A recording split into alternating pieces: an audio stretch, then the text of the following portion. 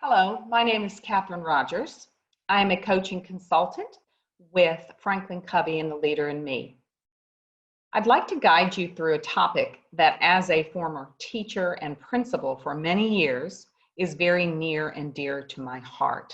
And that is this idea of teacher wellness, educator wellness. So the first question let's start off with is, why should educators focus on personal wellness? Dr. Covey tells of a story about sharpening our saw, and that idea that he came upon a friend who'd been sawing down a tree for many hours, and he recognized right away the exhaustion of his friend and the dullness of the saw he was using. He suggested, why don't we sit down and take a break and even take some time to sharpen the teeth of the saw. That way you can take a break, get back up, and finish with a sharper saw and complete the task. You know what his friend said? He didn't have time to take a break and sharpen the saw. He needed to keep working to get the task done. So this idea of sharpening the saw is the seventh habit of the 7 habits of highly effective people. And its idea is effectiveness. And effectiveness can only happen when we stop working long enough to take some moments to sharpen our own saw. The 7 habits technically are about this idea of preserving and enhancing your number one asset, and that asset is you. So take a look at this slide. Many of us have seen this before and probably felt this way. At first, I kind of think it's funny, and then I think about it, and maybe it's a little bit more accurate to sometimes how life goes. How many of us think that we recognize that there are things that are very important that we should do, and yet we just don't do them? Maybe it's something like, I don't know, getting more sleep, or exercising, or changing your diet, or even a financial plan. But the thought of getting started with these things, and especially creating some type of habit, can seem overwhelming or exhausting, or you just don't know where to start. So in knowing what we do as educators, we know that there are many should do's and could do's and must do's. So what happens is that there is this unspoken culture of self-sacrifice in education. But what we feel that it drives on our epidemic of this stress. And we have stress and anxiety, feeling like we must get all these things done. This is beginning to destroy education. So as we move forward, looking at this graph, teaching is ranked as the most stressful occupation at this point, and it's getting even more stressful. It's ranked as the most stressful occupation, and it only appears that it's becoming even more stressful. The proportion of teachers reporting daily stress has more than tripled over the past 30 years. In a recent national survey, stress is cited as the leading reason for teachers to leave our profession. So, taking a look at this graph, this mass exodus from the teaching profession has led to a teaching shortage that's expected to get even worse over the next 5 years. As you can see, the difference between the projected demand for hires in the next 5 years and the projected estimated supply is growing wider and wider. This next graph, this next question gets into a topic of, why is teaching the most stressful profession? Thinking about this, we've been teaching for a long time, and researchers have found that teaching has the widest range of stressors, and many of those stressors are out of our whole control, our circle of control, and certainly unpredictable. But that's been true about this profession for a long time and for many years. So why the rapid report of increased stress? Our teachers are experiencing this idea of chronic stress And it's because our students are carrying so much stress. It's not necessarily the teaching experience that has changed dramatically. It's the student experience that has changed dramatically. So let's take a look at this visual. In an average classroom of 38-year-old students, nearly half of the students in the whole United States experience this idea of toxic stress as a result of the idea that by 8 years old, this class of 30, 19 have already experienced one ACE, or even a more traumatic situation. We remember that an ACE is an adverse childhood event or experience. By this point, 3 of this class of 30 will have experienced already 3 or more of these ACEs. Remember that ACEs are things like abuse, neglect, and household dysfunction. So does this surprise us? Probably not, but it's something hard to think about. So taking a look at this graph, we know that the impact of chronic stress from trauma is seen in this dramatic increase in the major depressive disorders in school-aged population. And for those of us that are in the trenches every day, we certainly know and can feel this. Often our kiddos don't know how to rationalize what's happening to them or deal with this direct chronic trauma. So they make the decision that they deserve it. This can result in emotional pain that shows up in the classroom, and it shows up as behavior problems, and eventually it can show up as academic impairment as well. If the emotional stress is not addressed for our kids, the students, they end up with this chronic stress. So due to the nature of the teaching role, teachers are also experiencing this idea of secondary trauma stress. Over time, our students who are stressed and who become placed in a stressed teacher's classroom, the teacher is stressed, which creates more stress on students, and the students create more stress on the teacher, and this cycle begins. So unlike other professions, teachers' experience with this secondary trauma, it becomes longer term, and we've had very little training on how to deal with this. So let's take a closer look at this cycle. Researchers have found that students in the class of a stressed out teacher have an increased level of the stress hormone of cortisol.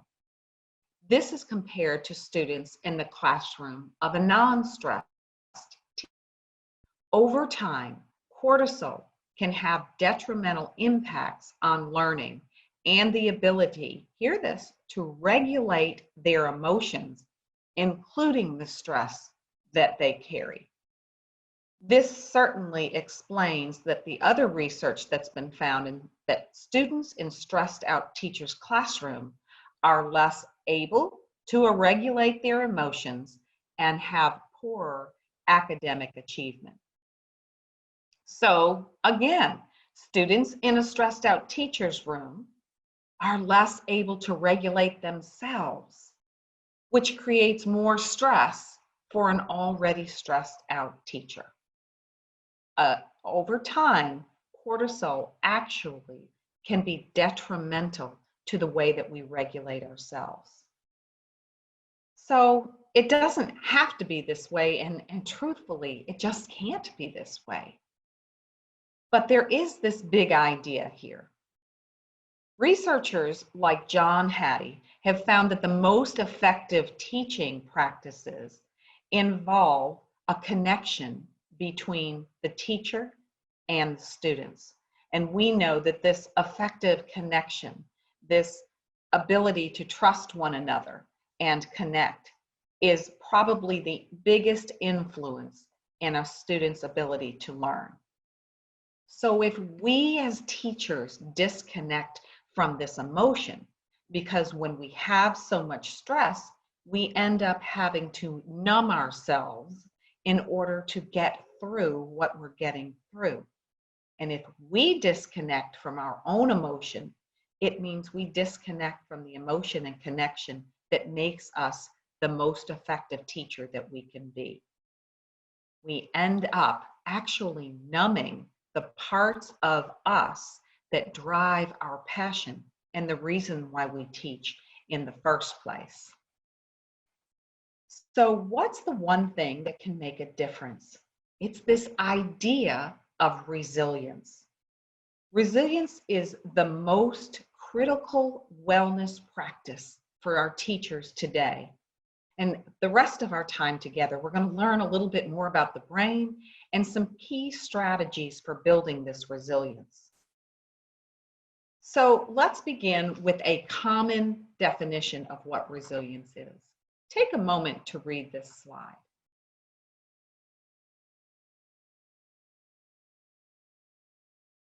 So as we talk about resilience, let's go back to a typical day in teaching. And I want you to think about several times in a day where we have potential stressors. Just take a second and think, see if you can name 3 or 5 different times in a day.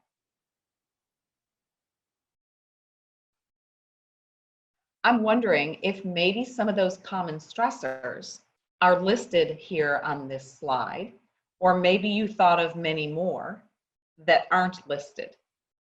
So the big idea here is the way we deal with this accumulation of stressors is what determines whether we will either build up our resilience or break down our resilience. When we are breaking down our resilience, we end up flipping our lid more than we typically should. And so our bodies actually and our brain goes into this ability of autopilot. When we approach any familiar task, our brain just goes into autopilot. We've done these things over and over and many times before. But in situations of high stress, our autopilot can actually perpetuate more stress because we have immediate reactions, which creates more stress and breaks down our own resilience. So let's just take a moment and learn a little bit about what the brain is actually doing.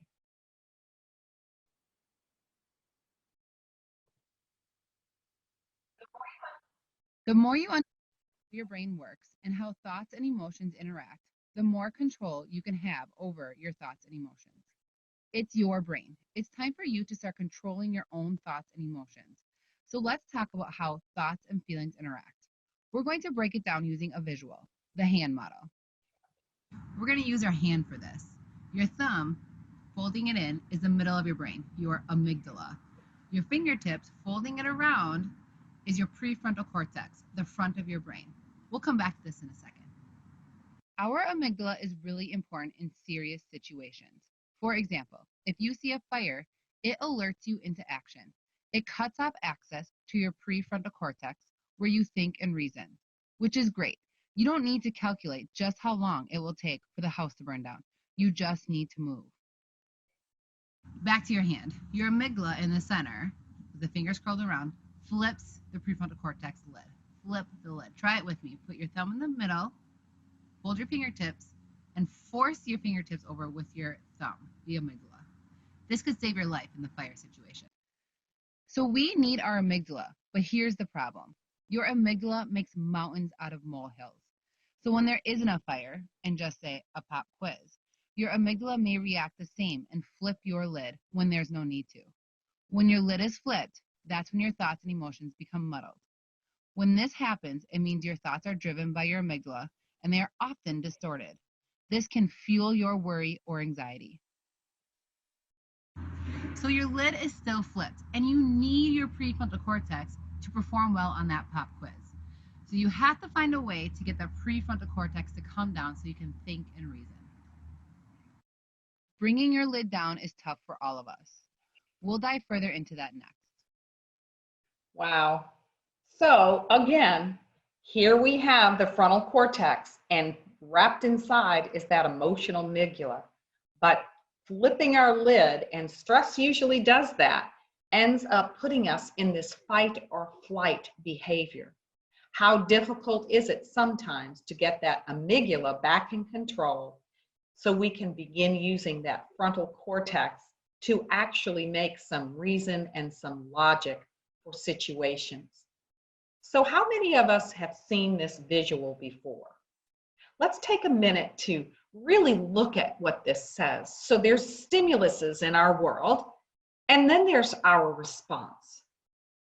When a stressful situation occurs, we have a natural tendency within our brain to go into what's called the fight or flight. And this activates that stress hormone, which is called cortisol, and it goes all throughout our body, and our heart starts pumping faster, and we become ready to fight or flight. Well, that was really great for our ancestors who were involved in running away from lions. But in today's environment, having an activated stress response can actually become harmful. So again, there's stimulus and there's response. But we know, based on this quote, there is no moment more important for educators to attend to than this one between the stimulus and the response. If we slow down and examine these moments, if we cultivate new responses, we might just transform our schools into places where we can all thrive. Wow, how powerful. Slowing down and examining the moment between stimulus and response. So looking at this visual, we see there actually is this moment, this freedom to choose. I like to call this the moment where we have the power of the pause. So in this power of the pause, we as humans have these 4 unique human gifts. We call them proactive aspects of resilience. So as we work through these 4 human gifts, we may find some strategies that will actually be helpful to us during this very moment between stimulus and response. So jumping into this first one, let's talk about independent will. Our independent will is the ability to transcend our paradigms. It's to know one thing, but actually do something else, to swim upstream or to rewrite our script, to act based on our principles rather than reacting based on our emotions and our moods and our circumstances. That is much more difficult than what it sounds sometimes. But the whole idea here, Dr. Covey says, that we can become response able, to be able to choose what our responses will be. So let's move forward and get to this next piece, this next unique human gift, self-awareness, something that we can actually practice within this power of the pause between stimulus and response. So a pause by nature is just taking a moment, a few seconds, a few minutes, or even a couple of days. We do this on a regular basis when a friend comes to speak to you or somebody that needs your attention and you're really consumed with some other things. And we tend to pause just a minute to take a deep breath and be prepared to listen to that person. And so we pause our brain for a couple of seconds. Other times we've had quite a day, and maybe we had an interaction with a coworker or a friend or a student, and we reflect. Maybe at the end of the day, we take a couple of minutes to think about what happened and maybe how next time we might act differently. So when we pause, we are actually regaining our ability to choose a response. Proactive people allow themselves the freedom to choose based on these principles. So as we move into this self-awareness piece, when we pause and acknowledge our thoughts and our emotions, it is the critical first step. Remember, when we flip our lid, taking that first pause begins to bring that frontal cortex back into control. And that actually helps us to regain and build our resilience. So what might that look like? The first time we get into our self-awareness, we look at these 3 steps. When we start our pause, we might do a quick mental checkup. So how am I feeling? I am so irritated or frustrated. And about what? What is the situation that I feel this way? And ultimately, what is it about this situation that has really created this emotion about me? So remember that self-awareness is just not going to be enough. It helps us better understand where we are right now. But remember that when stress of a response in our body is turned way up, the parts of the brain that we use for judgment and decision making are turned way down. So we rely on our activated survival brain to make judgments and decisions about people and situations. And sometimes when our lid is flipped, how well do you think that goes? So as a result, when we continue to practice this, it actually lessens our resilience. We have negative judgment on people and their intentions, which causes us to focus more on our outside circle than on our inside circle of the things that we do have control. So remembering that self-awareness begins to get us down here. But if we are flipping our lid and making judgments very quickly about people or other intentions, we actually will carry those ideas away even when we are not stressed out. So let's look at this next piece, imagination. When the judgments are not reconsidered, when we don't think it through, we begin to build up this negative baggage around ourselves that leads us to assumptions of others, even when we are not stressed. So this next piece is called imagination. This is another one of our 4 unique human gifts. Whether we realize it or not, we are always using our imagination when we tell ourselves what the story is, what's happening and why. And this is because we never really know the whole story, so we make it up. But what if we used our imagination and the story we made up changed?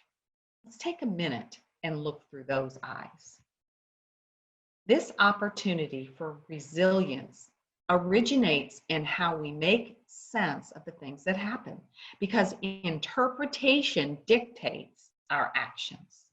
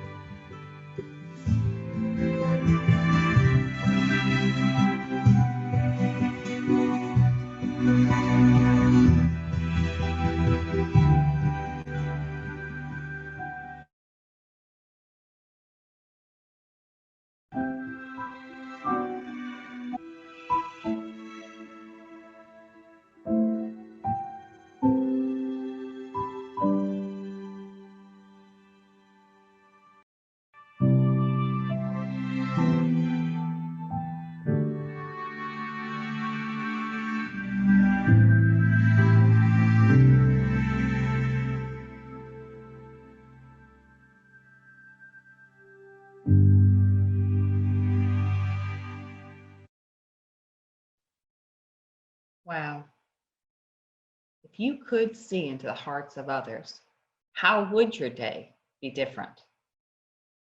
So, what if I told you that in these moments of stress, in that circle of the pause, that there's a simple question that you could help you act in the spirit of that video? Dr. Brené Brown has this hypothesis of generosity. And so, what is the most generous assumption that I can make about what just happened? What if we practice this idea of generous assumption? Well, some of us might say, well, a generous assumption might actually not be the truth. And what if this generous assumption is not really accurate? What we really need to understand is that how you believe something about a situation will actually direct you in what you do about the situation. And what you do about the situation will actually determine the response that you give. So Dr. Brené's husband answers this idea of a false generous assumption. He is a respected pediatrician, and he says, all I know is that my life is better when I assume that people are doing their best. It keeps me out of the judgment and lets me focus on what is and not what should or could be. Wow, so what does that really look like in the real world? Well, let's take a little practice.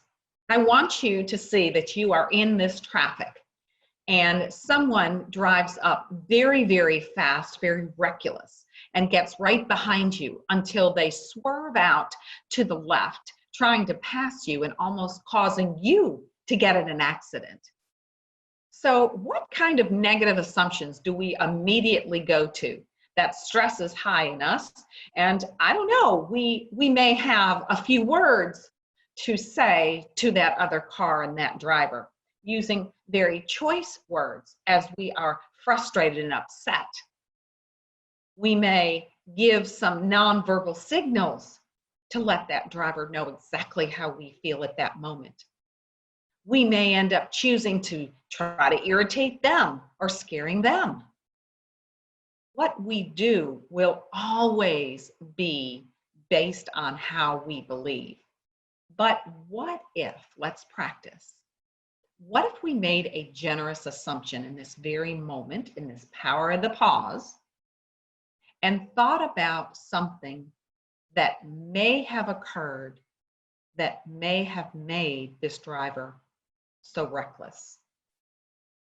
Well, the first thing that comes to my mind is possibly trying to get somewhere, like to the hospital, their wife's having a baby, or it might be just a little while before they have to say goodbye to a parent. Or even the fact that if they're late one more time, they're going to lose their job.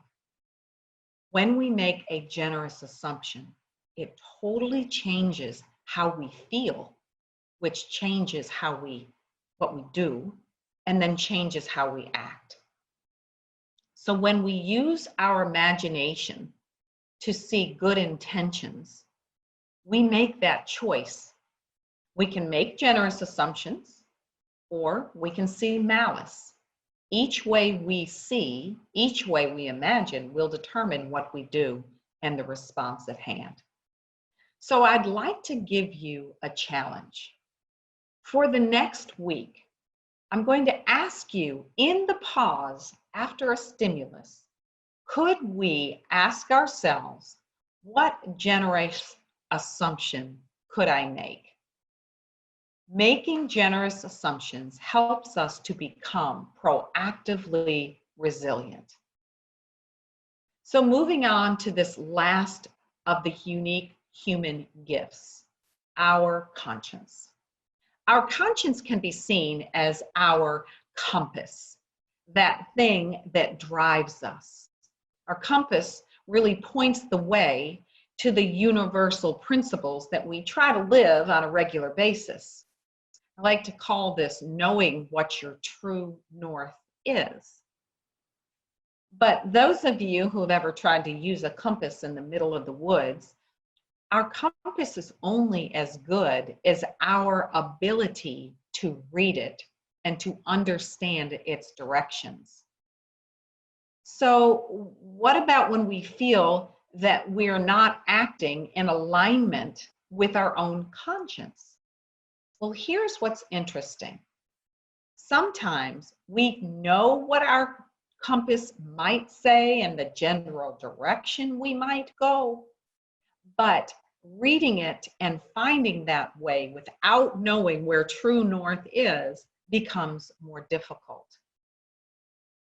That's why trying to live these 7 habits of highly effective people helps us know where our true north is. So what happens when we feel this way? We can either know our true north and read those directions and have a much easier way of getting somewhere. Or sometimes we drift around, kind of knowing and wondering the direction. But what's most important about this idea is that our conscious can point the way, but that doesn't mean that we are able to find our way. If we don't know what our direction to stay on our course, we need to know what our true north is, to spend more time on what we want to do and the guiding principles that we have.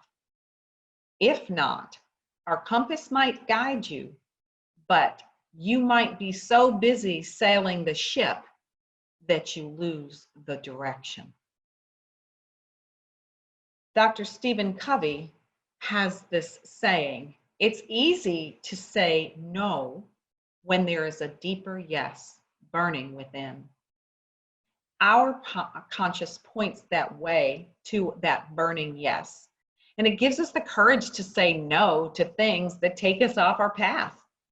This allows us to bounce back and put boundaries and separate ourselves from destructive culture, this culture of self-sacrifice. And it also helps benefit others.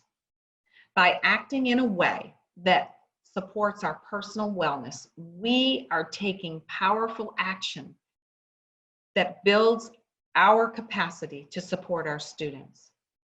Our wellness extends to our personal life, but it surpasses into the effectiveness of what we do for a living, and that's to educate kiddos. And it surpasses into the qualities of the relationships that we build with our students. As we end this learning session on educator wellness, maybe we could begin our own shift by responding to this one question.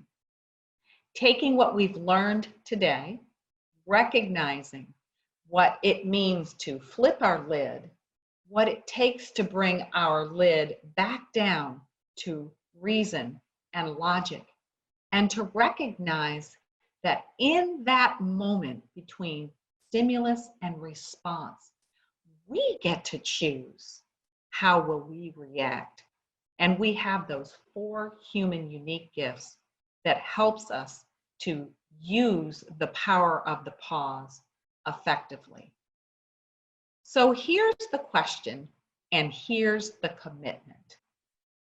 If we know this cycle, we know that stressed out teachers create more stress on students who now have more cortisol and have less emotional regulation, which affects their learning, which creates more stress on teachers, which creates more stress on students. If we understand that, then us being able to sharpen our own saw to help with our own stress level becomes one of the ways that we can build resilience within ourselves. So here's your question. What is one thing that I will start doing this week to prioritize my wellness? Thank you for this time together, and I hope that you make this commitment.